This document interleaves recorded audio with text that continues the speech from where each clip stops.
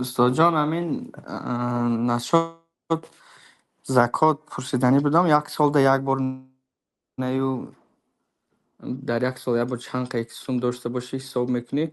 ای ماه خیلی میشد 11 ماه 10 ماه میشد و بعضی که سوم ضرور باشد ای همون سوم زکات نیاد میکنیم میتونیم برآورده.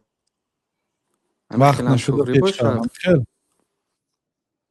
وقت نورسیده وقت پیشتر پیش از رمضان اینه. بله. بله. پیامبر صلی الله علیه و سلام اما العباس амакашон Аббос вақте шикоят шуд ки амакатон Аббос закотро надод, баъд гуфтанд ки Аббос закоти дусолаша додагӣ аст гуфтанд. яъне 2 сол закоти пешина соли 2026, 27 ё 28 додагӣ аст аллакай.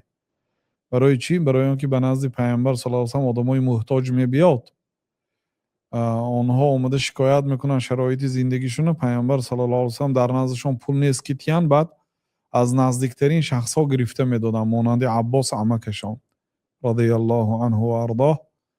гуфтанд ки закотата те, ман ба ин одамҳо тиям. ҳамин хел закоти 2 сол пешинаша гирифта буданд.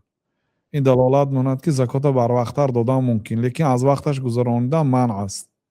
як рӯзам гузаронидан манъ аст. бале, барвақт додан иҷозат аст. баъд барвақти закотатон бо ҳисоб мекунед, ҷамъ мекунед ки чӣ қадар закот додед дар ҳамин сол, чӣ қадар боқӣ монд, боқӣ мондаша мебароред, тамом.